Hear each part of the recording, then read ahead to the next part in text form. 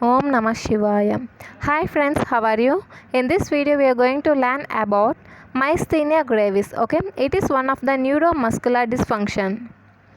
Myasthenia gravis. It is a neuromuscular disorder of autoimmune nature characterized by weakness, fatigability of skeletal muscle that gradually worsens as the muscle are used. It is a neuromuscular disorder of autoimmune nature characterized by weakness, fatigability of skeletal muscle, gradually worsens as muscles are used. Next, etiology. Myasthenia gravis results from a decrease in the number of acetylcholine receptor present on the motor end plate due to production of circulating autoantibodies against these receptors. Moreover, the postsynaptic folds are flattened and simplified.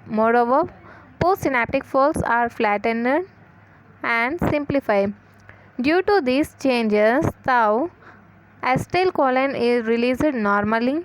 The magnitude of the end plate potential falls below the threshold for initiating a muscle action potential.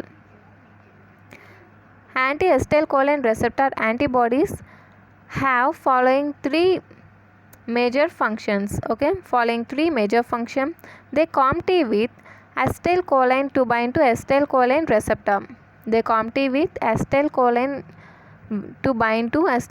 receptor. Producing receptor blockage. They induce endocytosis of acetylcholine receptor. They damage the postsynaptic membrane. These are the functions of anti-acetylcholine receptor antibodies. They compete with acetylcholine to bind with acetylcholine receptor, producing receptor blockage, and they induce the endocytosis of acetylcholine receptor. They damage the postsynaptic membrane. Next, coming to the features. First, fatigue. Normally, on repeated stimulation of the motor nerve, the amount of acetylcholine released per action gradually decreases. Presynaptic rundown. Normally, on repeated stimulation of motor nerve, acetylcholine released per action potential gradually decreases. We call this presynaptic rundown. But the amount is enough to generate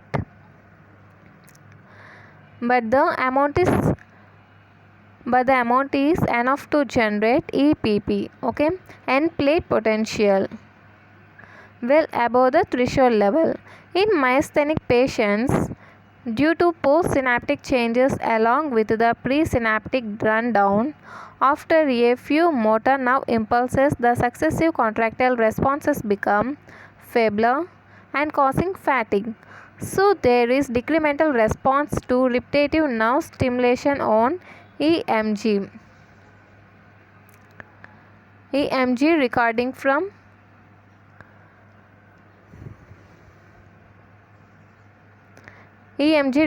from affected muscle.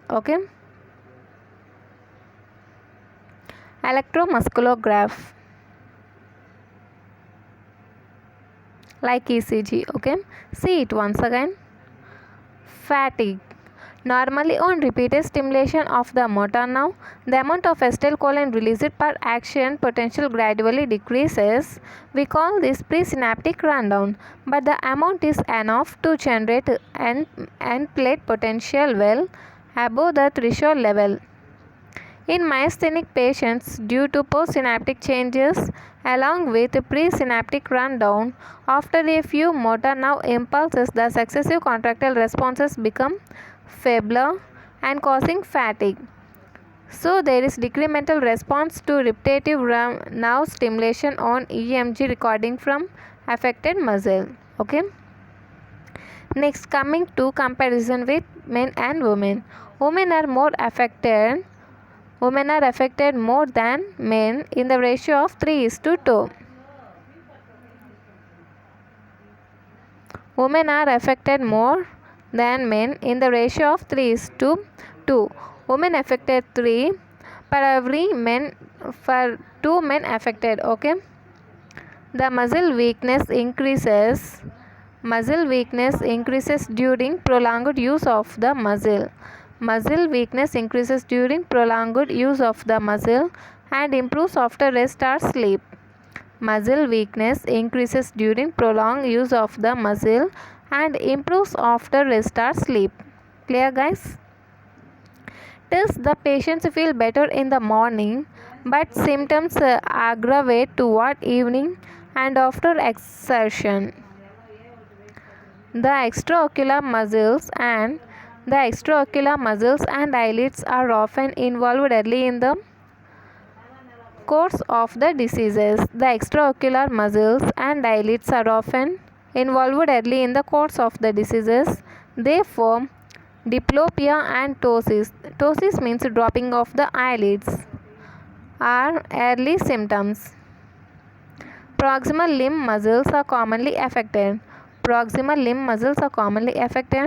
In severe cases, respiratory muscle paralysis lead to death.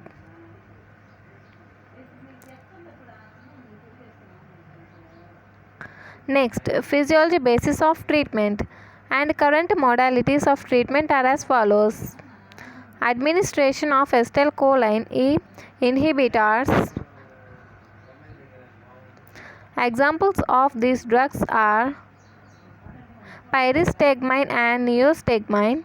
They increase the concentration of acetylcholine at the neuromuscular junction. Okay, administration of acetylcholine E inhibitors. Examples of these drugs are pyristigmine and neostigmine. They increase the concentration of acetylcholine at the neuromuscular junction. Next, thymectomy. Recently, it has been observed that immune responses mediated by T cells are part of pathophysiological mechanism. Thymectomy is therefore helpful. It blunt down the immune responses and improves the condition. Thymectomy. Recently, it has been observed that immune responses mediated by T cells are part of pathophysiological mechanism. Thymectomy is therefore helpful. It blunts down the immune responses. Immune response and improves the condition. Next, third one is immunosuppression. Immunosuppressive drugs, glucocorticoids and azathioprine are useful. They inhibit the immunological mechanism. Immunosuppression. Immunosuppressive drugs like glucocorticoids and azathioprine are useful. They inhibit the immunological mechanisms. Plasmapheresis.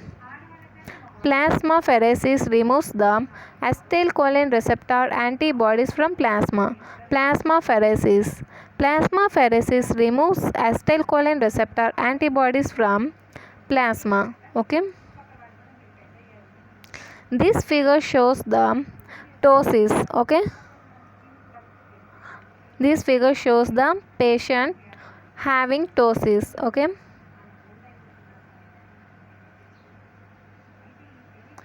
This is the common feature of myasthenia gravis. See this eye. Left eye is more affected than the. This is the left eye which is more affected than the right eye.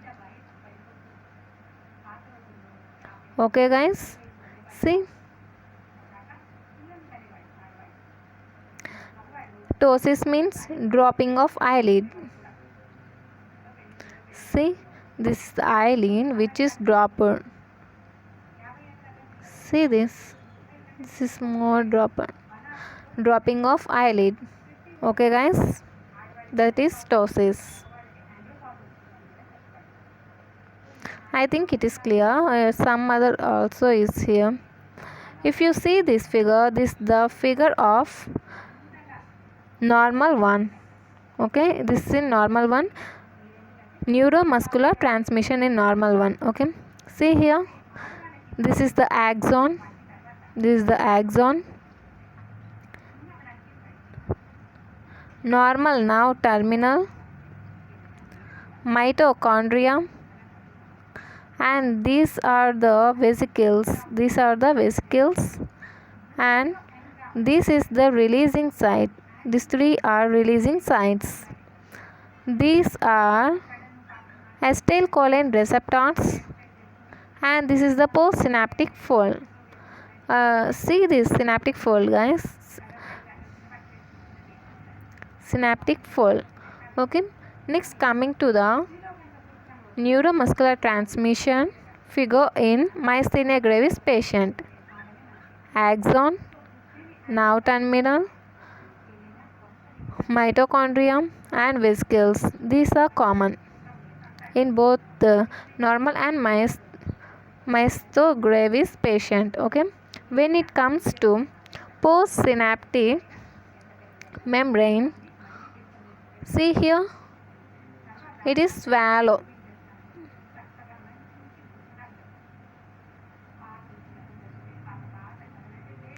See here, this is the muscle.